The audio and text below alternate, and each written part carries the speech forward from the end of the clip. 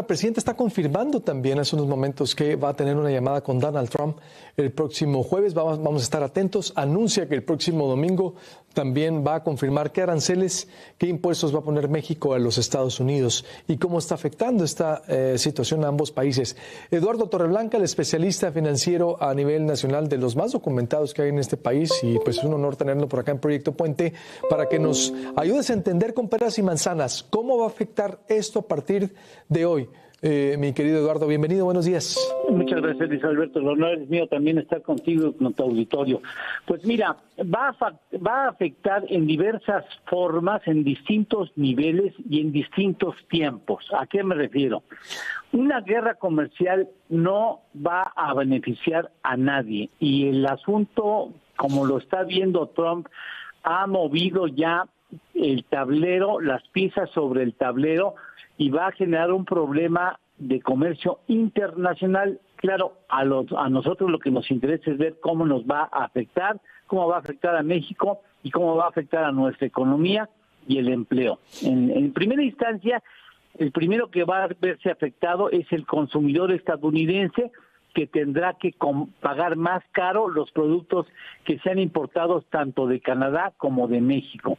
Lo que se procura hacer en estos casos es que el importador negocie con el proveedor mexicano o canadiense, que haya algún ajuste a lo que regularmente se compra, para que tratar de que ese 25% no impacte directo en la primera operación de compra, sino haya posibilidad de que el proveedor baje un poco el precio y de que él baje un poco, ajuste su margen, y de que esto trate de impactar lo menos posible al consumidor, porque el consumidor, viendo que el producto que requiere es bastante más caro de lo que pagaba antes, lo más seguro es que contraiga su demanda. Una contracción en la demanda implica menos negocio para los importadores, pero también para los proveedores de esos productos, y eso genera una menor actividad económica. Eso puede propiciar que no se realicen inversiones, porque ¿para qué vas a invertir si vas a tener problemas para exportar a Estados Unidos, que es tu mercado natural?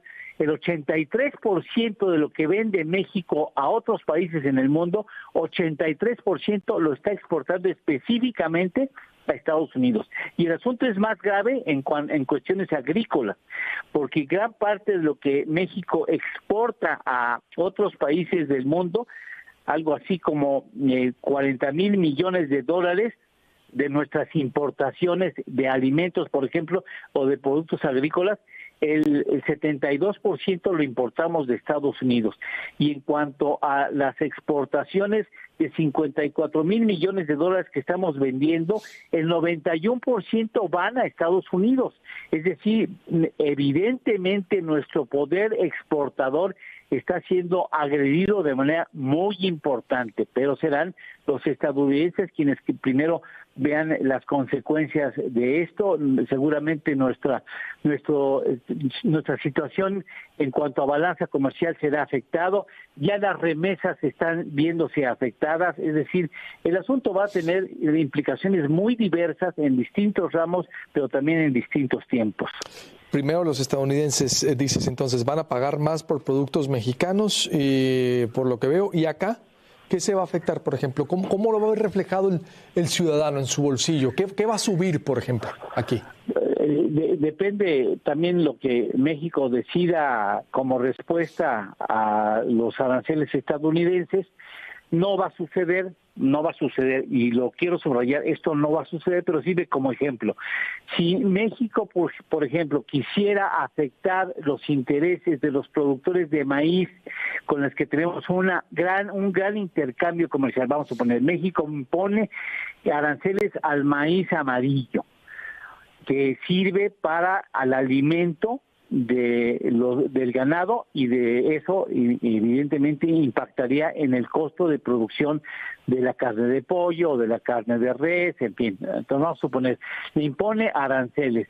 Lo que va a suceder es que lo que importamos de Estados Unidos vamos a tenerlo que pagar más caro.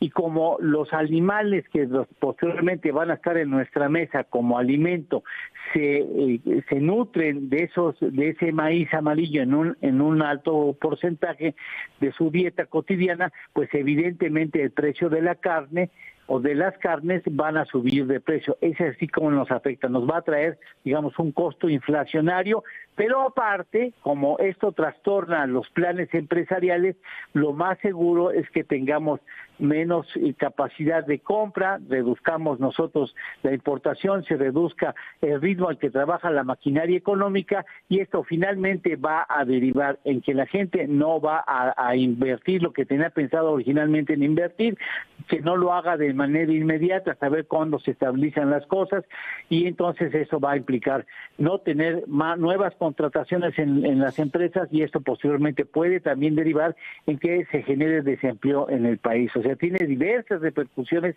a lo largo del tiempo. A ver, y decías, la carne, por ejemplo, es uno de los productos que va a aumentar en primera instancia.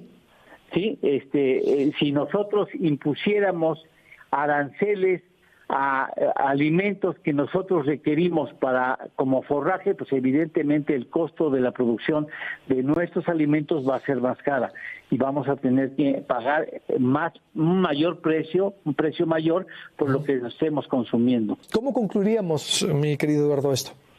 Mira, en México y Estados Unidos tienen un intercambio, lo tuvieron a finales del 2024, en ese año, de 839.891 millones de dólares. Este es el resultado de sumar las exportaciones, el valor de las exportaciones, que fueron para el caso de México más de 505.800 millones de dólares, y también las importaciones que realizamos desde Estados Unidos. Eso da un intercambio diario de 2.333 millones de dólares. Yo creo que iniciar una guerra comercial no nos conviene.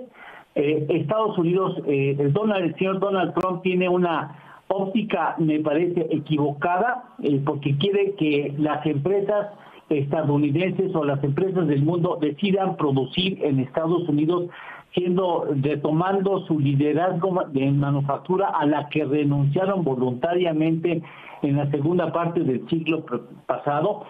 A ellos les va a significar presiones inflacionarias, menor inversión, menor empleo, menor actividad económica. A nosotros también, pero tenemos la parte menos fuerte de esa relación, de esa ecuación. La menos fuerte la tiene México. Y yo creo que es evidente que en estas circunstancias, si no llegamos a un buen arreglo y a un buen acuerdo con Estados Unidos, México tendrá que enfrentar con toda seguridad en el 2025 una recesión económica. Ya estábamos muy cerca de ella y era muy probable por las condiciones en las que se entregó el gobierno anterior y el escaso margen de maniobra que tiene el gobierno actual.